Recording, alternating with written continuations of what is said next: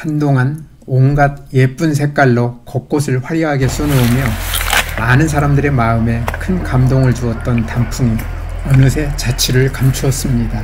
단풍은 볼 수 있는 기간이 그리 길지 않은 만큼 특별히 더 보고 싶었던 단풍을 찾아 열심히 쫓아다니던 저도 내년 가을에나 다시 봐야 되겠다고 생각하고 이제 차분한 마음으로 돌아왔습니다. 많은 곳을 찾아다닌 것은 아니었지만 그래도 꼭 보고 싶었던 설악산의 공룡능선과 천불동 계곡의 환상적인 단풍을 볼 수 있었고 중청봉에서 내려다보는 주변 봉우리들의 예쁜 단풍도 볼 수 있었으며 가까운 곳에서는 북한산의 의상능선과 수문병능선의 멋진 단풍을 볼 수 있어서 다른 해에 비하면 그 정도면 만족스러웠다고 말할 수 있을 것 같습니다. 이번에 머리를 식힐 겸 가벼운 산책을 하기 위해 찾아간 곳은 제가 가장 자주 찾는 서대문 안산입니다.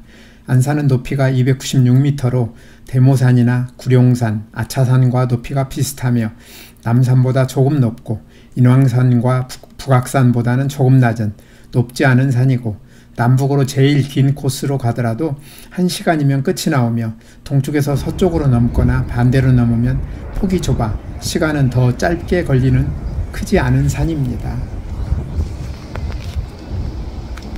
저는 10년 넘게 안산 바로 아래 살면서 안산을 자주 찾는데 내놓고 자랑할 만한 특별한 자랑거리가 없어도 안산을 찾아오는 사람들이 꾸준히 늘고 있음을 실감하고 있습니다. 특히 10년 전쯤 자락길이라는 이름의 7km에 이르는 둘레길이 만들어지면서 장애인이나 노약자, 어린이는 물론 휠체어나 유모차도 쉽게 다닐 수 있게 되면서 찾는 이들이 폭발적으로 늘어났습니다. 이처럼 안산을 찾는 사람들이 많아진 데는 무엇보다도 큰 힘 들이지 않고 아무나 편하게 오를 수 있는 산이었기에 가능하지 않았을까 생각해 봅니다. 바위나 돌이 많지 않고 흙이 많은 산이라 걷기에 편하며 거의 숲으로 덮여 있어 햇빛 가리려 반드시 모자를 쓰지 않아도 되고 경사가 가파른 곳이 별로 없어 평소에 산을 잘 오르지 않는 사람이라도 편하게 정상에 오를 수 있는 만만한 산입니다. 적당히 오르내리기 때문에 운동화를 신고 가도 좋은데 맨발 걷기가 유행하면서 최근에는 신발을 들고 맨발로 다니는 사람들이 많아졌습니다. 군데군데 만들어져 있는 운동시설들을 이용하거나 무학정, 등한정과 같은 정자에서 쉬는 사람도 자주 볼 수 있습니다. 오늘은 너무나 평범할 수도 있는 안산의 오솔길 이야기를 해보려 합니다.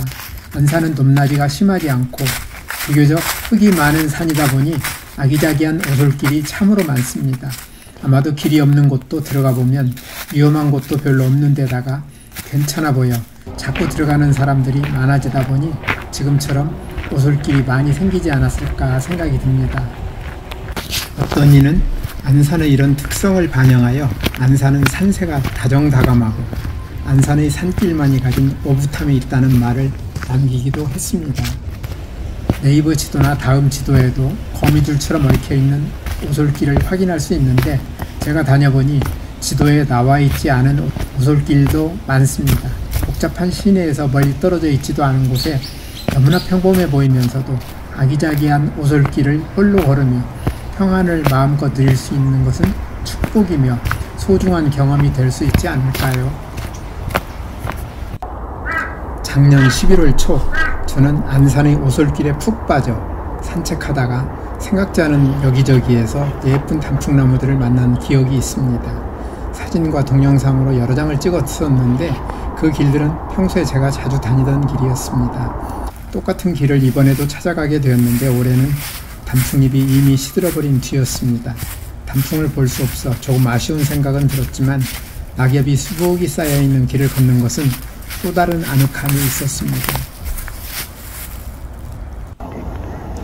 숲속 무대북은 메타세 콰이어 숲도 작년과는 다른 모습을 보여주고 있습니다.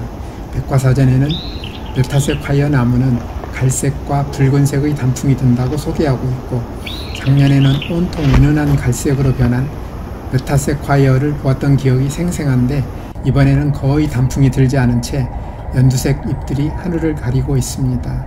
단풍은 달라도 때가 때인 만큼 메타세콰이아 숲에 나있는 오솔길을 걷는 아늑한 느낌은 크게 다르지 않았습니다.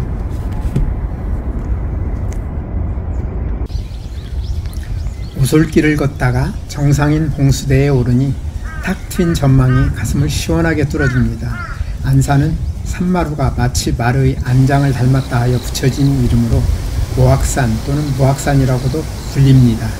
정상에 있는 봉수대는 원래 각각 동서 두 봉우리에 설치되어 있어서 동쪽 봉우리에서는 평안도와 황해도의 육지 쪽에서 전해오는 신호를 받아 남산 제3봉수대로, 서쪽 봉우리에서는 평안도와 황해도의 바다 쪽에서 오는 신호를 받아 남산 제4봉수대로 보냈다고 하는데 1994년 서울 정도 600주년을 기념해 지금의 봉수대가 복원되었습니다.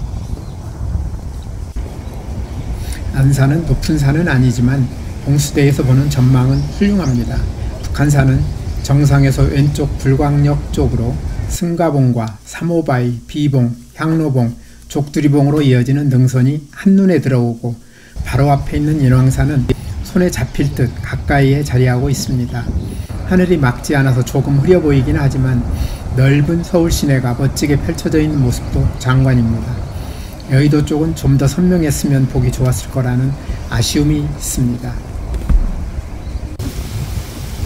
봉수대에서 내려와 집으로 돌아오는 길에는 언제나 갈 때와는 다른 오솔길을 이용합니다.